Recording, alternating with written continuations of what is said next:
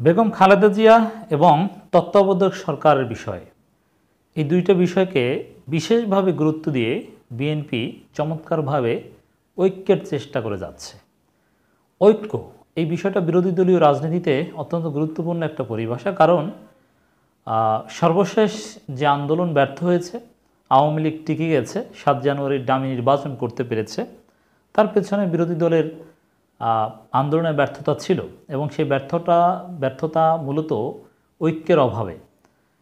বিরোধী দলগুলোকে বিএনপি ঐক্যবদ্ধ করতে পারেনি। তথাকথিত কোমর ভাঙা ধ্বজভঙ্গ বিভিন্ন দল টল নিয়ে তারা একটা যুগপৎ আন্দোলন করেছে।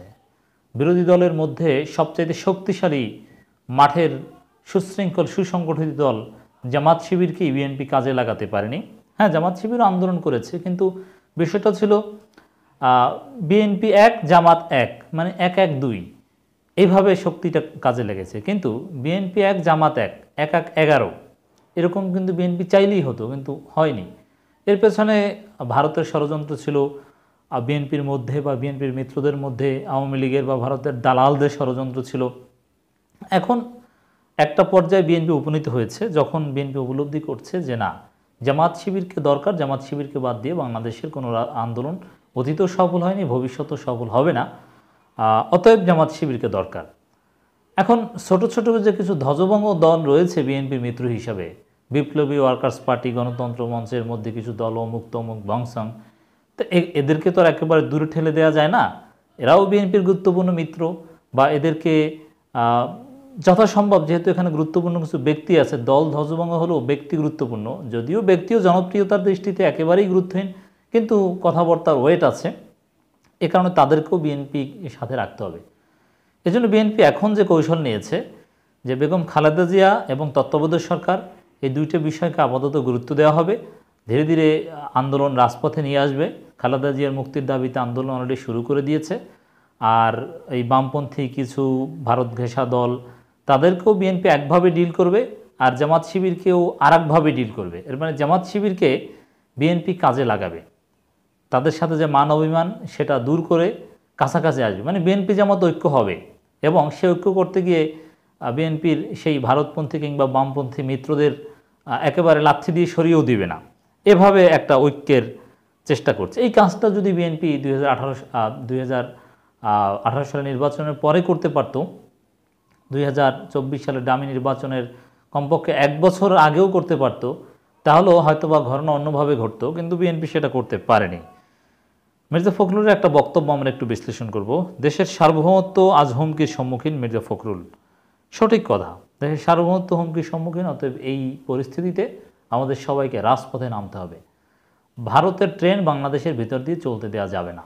জনগণ সেই ট্রেন থামিয়ে দিবে, ট্রেনের ফিস প্লেট থেকে শুরু করে আরও যেগুলো আছে সেগুলো তুলে নেওয়া হবে, ট্রেন লাইন কেটে ফেলা হবে। স্বাধীনতার আন্দোলনের সংগ্রাম যে মূল বিষয় দিয়ে শুরু হয়েছিল, তা 75 সালে আওয়ামী লীগের পাই পদদলিত হয়েছিল বলে মন্তব্য করেছেন বিএনপি মহাসচিব মির্জা ফখরুল ইসলাম আলমগীর। তিনি বলেন, গণতন্ত্র অব্যাহতভাবে দেখার সৌভাগ্য জনগণের হয়নি, জাতির দুর্ভাগ্য, সবসময় আমরা গণতন্ত্রের ধারায় থাকতে পারিনি। তা গণতন্ত্রের ধারাবাহিকতা যে নষ্ট করেছে, এই নষ্ট বারবার আওয়ামী লীগ করেছে। 75-এ আওয়ামী লীগ করেছে, 74-এ স্টার্ট করেছিল। 75 পরবর্তী যে গণতন্ত্র হত্যা, সামরিক অভ্যুত্থান, এগুলো কিন্তু প্রো আওয়ামী লীগ লোকজনেই করেছে। এরপরে 2014 সাল, 18 সাল, 24 সালে যে গণতন্ত্র হত্যা, এটা তো সরাসরি আওয়ামী লীগ প্রকাশ্যে দিবালোকে করেছে। দেশ সবচেয়ে বড় সংকটের মুখে এসে পড়েছে উল্লেখ করে তিনি বলেন, একদিকে গণতন্ত্র নেই, অন্যদিকে দেশের সার্বভৌমত্ব আজ হুমকির সম্মুখীন। এই মুহূর্তে সবচেয়ে বেশি প্রয়োজন সে ব্যক্তিটিকে যিনি সারা জীবন দেশ ও গণতন্ত্রের জন্য ত্যাগ স্বীকার করেছেন। খালেদা জিয়াকে মুক্ত করার আন্দোলন খুবই জরুরি। গণতান্ত্রিক আন্দোলনের সঙ্গে এই আন্দোলন ঘনিষ্ঠভাবে জড়িত। এর মানে খালেদা জিয়ার বিষয়টাকে বিএনপি স্পেশালি গুরুত্ব দিতে চাচ্ছে। এটা বিএনপির কাছে বা বিএনপির মিত্রদের কাছেও গণতান্ত্রিক আন্দোলনের কমপ্লিমেন্টারি হিসাবে, একেবারে পরিপূরক হিসাবে বিএনপি উল্লেখ করতে চায়। এবং ইটস ট্রু, খালেদা জিয়া এবং গণতন্ত্র একে অপরের পরিপূরক, একটার সাথে আর একটা জড়িত।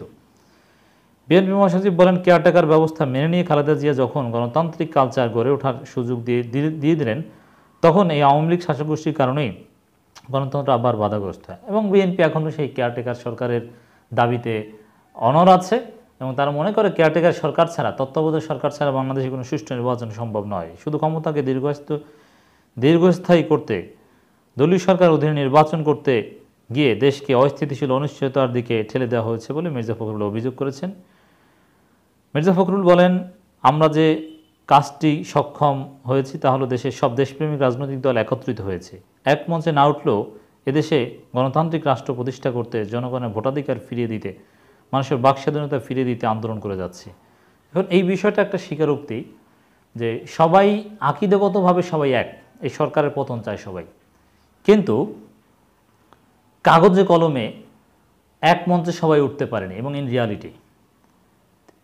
এই কথার ব্যাখ্যা বিশ্লেষণে বিএনপির অনেক নেতা বলেছেন যে না, আসলে এবার এক মঞ্চে ওঠার, জামাতকে অন্যভাবে ডিল করে এই বামপন্থীদেরকেও কোনোভাবে সন্তুষ্ট করে এক মঞ্চে ওঠার কোনো না কোনো ব্যবস্থা করতে হবে, যাতে জামাত বিএনপির শক্তি ১-১-১১ হিসাবে ব্যবহৃত হয়, ১-১-২ হিসাবে না।